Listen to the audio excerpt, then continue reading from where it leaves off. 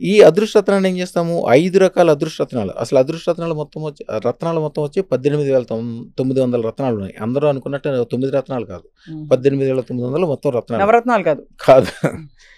అవును, మీ నవరత్నాలు వీడియోలో అసలు చూశాను. అవును. అవును. నవరత్నాలనేవి అసలు అదృష్ట రత్నాలు కాదు. అదృష్ట రత్నాలనేవి టోటల్ డిఫరెంట్. 18,900 రత్నాల్లో 32 రత్నాలు మాత్రమే అదృష్ట రత్నాలు. దాంట్లో మేము ఇప్పుడు ఇచ్చే శుక్ర శ్వేతరత్నము, దారామణి రత్నము, మహిరత్నము, మాదారత్నము, విష్ణుమూర్తి పెట్టుకునే కౌస్తుభమణి, ఇంద్రుడి దగ్గర ఉండే చింతామణి. ఇప్పుడు మీకు ఇందాక మంత్రం చెప్పాను, 33వ మంత్రం ఆదిశంకరాచార్యులది. దాంట్లో చింతామణి ఏదైతే ఉందో మేము ఇచ్చే శుక్ర శ్వేతరత్నం చింతామణి. దాంట్లో 5 రత్నాల యొక్క పవర్ ఉంటుంది. మీరు జాతకం చూసి పెట్టుకుంటే మీది కుంభం అనుకోండి ఎన్నెలం పెట్టుకోమంటారు. అవును.